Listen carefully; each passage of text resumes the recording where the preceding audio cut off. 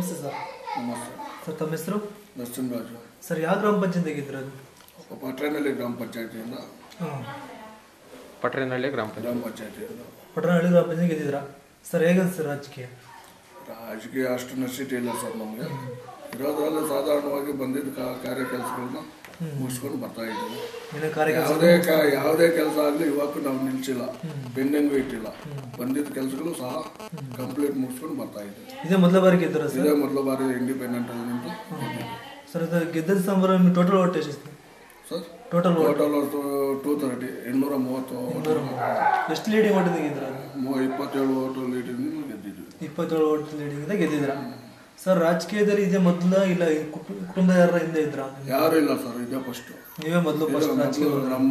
ನಮ್ಮ ಗುಂಪಲ್ಲೇ ಫಸ್ಟ್ ರಾಜಕೀಯದಲ್ಲಿ ನಾವೇ ಬಂದಿದ್ದೀವಿ ಸರ್. ನಿಮ್ ರಾಜಕೀಯ ಗುರುಗಳು ಅಂತ ಇದ್ರ? ಗುರುಗಳು ಯಾರು ಇಲ್ಲ ಸರ್ ನಮ್ಗೆ. ನಮ್ಮ ಯುವಕರೆಲ್ಲ ಸೇರಿ ಮಾಡಬೇಕು, ಇವನ್ನ ಮಾಡಬೇಕು, ಕೆಲಸ ಕಾರ್ಯಗಳು ನಡೆಸ್ಕೊಂಡು ಬರ್ತಾನೆ ಅನ್ನೋ ಒಂದು ಇದರಿಂದ ಉದ್ದೇಶದಿಂದ ಮಾಡಿದ್ದಾರೆ. ಅದರ ಪರವಾಗಿ ನಾವು ಅದೇ ಕಾರ್ಯ ಕೆಲಸಗಳು ನಡೆಸ್ಕೊಂಡು ಬರ್ತಾ ಇದ್ದೀವಿ. ಅದೇ ಕೆಲಸವಾಗಿ ಯಾವುದೇ ತೊಂದರೆ ಕಾರಣಗಳಿಲ್ದಿರ ಹೇಳಿದ ಕೆಲಸ ಯಾರೇ ಹೇಳಿದ್ವಿ ಸರಿ ಮಾಡಿಕೊಡ್ತೀವಿ ಅಂತ ಹೇಳ್ತಾ ಇದ್ದೀವಿ, ಮಾಡಿ ಕೊಡ್ತಾ ಇದ್ದೀವಿ ಸರ್. ತಮ್ಮ ವೃತ್ತಿ? ನಮ್ಮ ವೃತ್ತಿ ದ್ರಾಕ್ಷಿ ವ್ಯಾಪಾರ ಮಾಡ್ತಾ ಇದ್ದೀವಿ ಸರ್. ದ್ರಾಕ್ಷಿ ವ್ಯಾಪಾರ ಮಾಡ್ತಾ ಇದ್ದಂತ ನೀವು ರಾಜಕೀಯ ಬರೋಕೆ ಏನಾರ ಸ್ಫೂರ್ತಿ ಒಲವು ಹೇಗೆ ಮೂಡಿಸಿ ಸರ್? ಒಲವು ಮೂಡಿಸಿದೆ ಅಂದರೆ ನಮ್ಮ ಹೆಂಗ್ಸ್ ಇದಾರಲ್ಲ, ಹೆಂಗ್ಸು ಕಷ್ಟ ಬಂದ ನೀನು ಬಾ, ನಾವಿದ್ದೀವಿ, ನಾವು ಮುಂದೆ ನಿನಗೆ ಸಪೋರ್ಟ್ ಮಾಡ್ತೀವಿ, ನಾವು ನಿಮ್ಮ ಹಿಂದೆ ಇರ್ತೀವಿ ಅಂತ ಬೆಂಬಲ ಕೊಟ್ಟು ನಮ್ಮನ್ನು ಇಲ್ಲಿಗೆ ತಂದಿದ್ದಾರೆ ಸರ್. ಈಗ 3 ವರ್ಷ ಅಧಿಕಾರಾವಧಿ ಕಳೆದಿದೆ.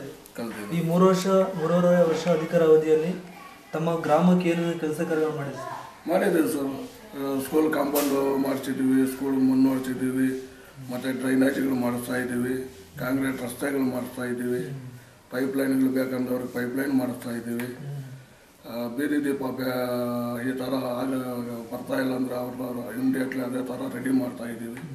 ಎಲ್ಲ ಕಾರ್ಯಗಳು ಸರ್. ತಮ್ಮ ಅವಧಿಯಲ್ಲಿ ನಿವೇಶನಗಳು ಎಷ್ಟು ಕೊಡಿಸಿರ್ಬೋದು? ಮನೆಗಳು ಎಷ್ಟು? ನಮ್ಮ ಇದರಲ್ಲಿ ನಿವೇಶನಗಳು ಜಾಸ್ತಿ ಬಂದಿಲ್ಲ. ಈಗ ಬಂದಿದೆ ಅಂದರೆ ನಮ್ಮ ಗ್ರಾಮದಲ್ಲಿ 3 ಮೆಂಬರ್ಸ್ ಇದ್ದೀವಿ. ಹಂಚಿಗೆ ಲೆಕ್ಕದಲ್ಲಿ ಒಂದು 15 ಮನೆ ಬಂದಿದೆ, 15 ನಿವೇಶನಗಳು ಬಂದಿವೆ. 15 ನಿವೇಶನಗಳು ಚಾಲನೆ ಆಗ್ತಾ ಇದೆ ಸರ್. ಶೌಚಾಲಯಗಳು ಎಷ್ಟು ಕೊಡಿಸಬಹುದು? ಶೌಚಾಲಯಗಳು ಒಂದು 20ರಿಂದ 30 ಶೌಚಾಲಯಗಳು ನಾವು ತಯಾರಿಸಿದ್ದೀವಿ. ಮತ್ತು ಈಗ ನಾವು ಉದ್ಯೋಗ ಖಾತ್ರಿ NRGಯಲ್ಲಿ ಮತ್ತೆ ಹೊಸ ಪ್ಲಾನ್ ಕೊಟ್ಟಿದ್ದಾರೆ. ಅದ್ರ ಬಗ್ಗೆ ಎಲ್ಲರೂ ವಿಚಾರಣೆ ಹೇಳ್ತಾ ಇದ್ದೀವಿ. ಮಾಡಿ ನೀವು ಒಳ್ಳೆ ಕೆಲಸ, ಇದು 92,200 ರೂಪಾಯಿ ನಮ್ಮ NRG ಇದರಲ್ಲಿ ಕೊಡ್ತಾ ಇದ್ದಾರೆ, ನೀವು ಟಾಯ್ಲೆಟ್ಗಳು ಶೌಚಾಲಯಗಳು ರೆಡಿ ಮಾಡ್ಕೊಳ್ರಿ ಅಂತ ಹೇಳ್ತಾ ಇದ್ದೀವಿ. ಕೆಲವರೆಲ್ಲ ಮಾಡಿದ್ದಾರೆ, ಇನ್ನು ಕೆಲವರು ರೆಡಿ ಆಗ್ತಾ ಇದ್ದಾರೆ. ಅರ್ಜಿಗಳು ಕೊಟ್ಟಿದ್ದಾರೆ ಪಂಚಾಯತಿಗೆ, ಅದ್ರ ಮುಖಾಂತರ ಮಾಡಿ ಅವ್ರಿಗೆ. ಸರ್, ಕಡು ಬಡವರಿಗೆ ಎಷ್ಟು BPL ಕಾರ್ಡ್ ಕೊಡಿಸಿದ್ದಾರೆ ಸರ್? BPL ಕಾರ್ಡು ಮೊನ್ನೆ ಸುಮಾರು ಅಂದರೆ ಒಂದು ಇಲ್ಲ ಅಂತವ್ರಿಗೆಲ್ಲ ಒಂದು 50 BPL ಕಾರ್ಡು ಸಹ ಮಾಡಿಸಿದ್ದೀವಿ. 50ರಿಂದ 70 ಕಾರ್ಡು ಮಾಡಿಸ್ಕೊಟ್ಟಿದ್ದೀವಿ ಕಡು ಬಡವರಿಗೆ. ಸರ್, ನೀರಿನ ಸಮಸ್ಯೆ ಹೇಗಿದೆ ಸರ್? ನೀರಿನ ಸಮಸ್ಯೆ ನಮ್ಮ ಹಳ್ಳಿಯಲ್ಲಿ ಏನು ತೊಂದರೆ ಇಲ್ಲ ಸರ್. ಒಂದು ಸ್ವಲ್ಪ ದಿವಸ ತೊಂದರೆ ಇತ್ತು, ಅದನ್ನು ಕೂಡ ಪರಿಹಾರ ಮಾಡಿದ್ದೀವಿ. ಈಗ ನೀರು ಪ್ರಾಬ್ಲಮ್ ತೊಂದರೆಗಳು ಏನೂ ಇಲ್ಲ. ಎಲ್ಲ ಕಡೆನೂ ನೀರುಗಳು ನಮ್ಮ ಹಳ್ಳಿಯಲ್ಲಿ ತೊಂದರೆ ಏನಿಲ್ಲ, ಚೆನ್ನಾಗಿ ಎಲ್ಲ ಕಡೆ ಸಿಗ್ತಾ ಇದೆ. ಸರ್, ರಸ್ತೆಗಳು ಹೇಗೆ ಅಭಿವೃದ್ಧಿ ಹೊಂದಿಸ್ತಾರೆ ಸರ್? SCP ಕೋಟಾದಲ್ಲಿ ನಮ್ಮ ಮಾಜಿ ಬಚ್ಚಗೌಡರು SCP ಕೋಟಾ ಹಾಕಿ ನಮಗೆ ಕೊಟ್ಟಿದ್ರು. ಅದು ಕಾಂಕ್ರೀಟ್ ರಸ್ತೆಗಳು ಮಾಡ್ತೀವಿ. ಮತ್ತು ಸುವರ್ಣ ಗ್ರಾಮ ಕೊಟ್ಟರು, ಸುವರ್ಣ ಗ್ರಾಮದಿಂದ ಎಲ್ಲ ಕಾಂಕ್ರೀಟ್ ರಸ್ತೆಗಳಾಗ್ಯಾವೆ. ಇನ್ನೂ ಒಂದು ಸ್ವಲ್ಪ ಇದ್ದಾವೆ, ನಮ್ಮ ಟರ್ಮ್ ಮುಗಿಯೋಷ್ಟರಲ್ಲಿ ಅದು ಕಂಪ್ಲೀಟ್ ಮಾಡಿಕೊಡ್ತೀವಿ ಸರ್. ಇನ್ನೂ 1 ವರ್ಷ ಅಧಿಕಾರಾವಧಿ ಇದೆ ನಿಮಗೆ. ಈ 1 ವರ್ಷ ಅಧಿಕಾರಾವಧಿ ತಮ್ಮ ಗ್ರಾಮಕ್ಕೆ ಏನು ಕೆಲಸ ಅಭಿವೃದ್ಧಿ ಕಾರ್ಯಗಳು ಏನು ಮಾಡಬೇಕು ಅಂತ ಯೋಜನೆ ಹಾಕೊಂಡಿದ್ದಾರೆ? ಯೋಜನೆ ಅಂದರೆ ಯಾರು ಇಲ್ಲಿ ನಮ್ಮ ಹತ್ರ ತೊಂದರೆ ಇದೆ ಅಂತ ಹೇಳಿದಾಗ ಅವ್ರಿಗೆ ಕಂಪ್ಲೀಟ್ ನಾವು ಪೂರ್ಣ ಮಾಡಿಕೊಡ್ತೀವಿ ಅಂತ ಹೇಳಿ ಮಾತು ಕೊಟ್ಟಿದ್ದೀವಿ ಸರ್. ಅದು ಪೂರ್ಣ ಮಾಡಿಕೊಡ್ತೀವಿ ಸರ್. ತಮ್ಮ ಗ್ರಾಮದ ಜನತೆ ಹೆಚ್ಚು ಸಮಸ್ಯೆ ಅದ್ರ ಬಗ್ಗೆ ಕೇಳ್ತಾರೆ ನಿಮ್ಮ ಹತ್ರ ಬಳಿ ಸರ್?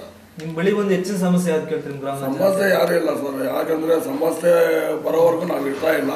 ಆ ಥರನೇ ಕಾರ್ಯನಿರ್ವಹಿಸ್ತಾ ಹೋಗ್ತಾ ಇದ್ದೀವಿ. ಅದ್ರ ಬಗ್ಗೆ ತೊಂದರೆ ಏನಿಲ್ಲ. ಯಾರು ಬಂದು ಈ ಥರ ತೊಂದರೆ ಇದೆ ಅಂತ ಹೇಳ್ತಾ ಇಲ್ಲ ಇದುವರೆಗೂ.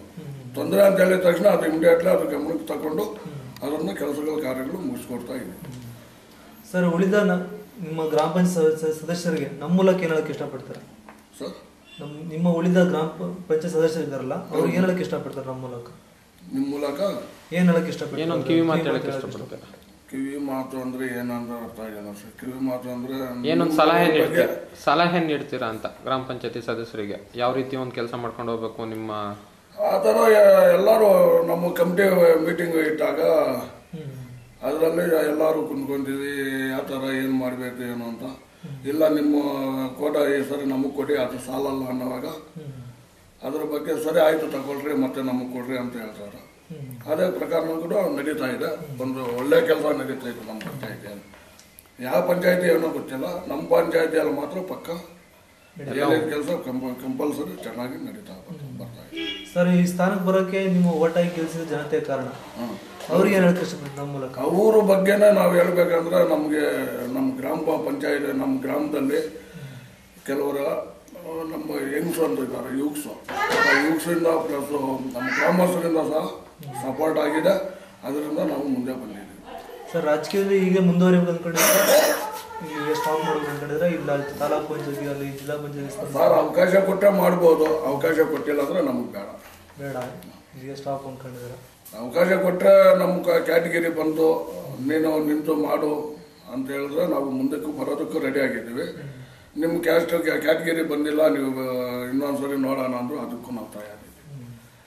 ಹೀಗೆ ಅಭಿವೃದ್ಧಿ ಕೆಲಸವನ್ನು ಮಾಡ್ತಾ ಮುಂದುವರಲಿ ಅಂತ ಜೊತೆ ಮಾತಾಡೋಕ್ಕೆ ಧನ್ಯವಾದಗಳು. ನಮಸ್ಕಾರ ಸರ್.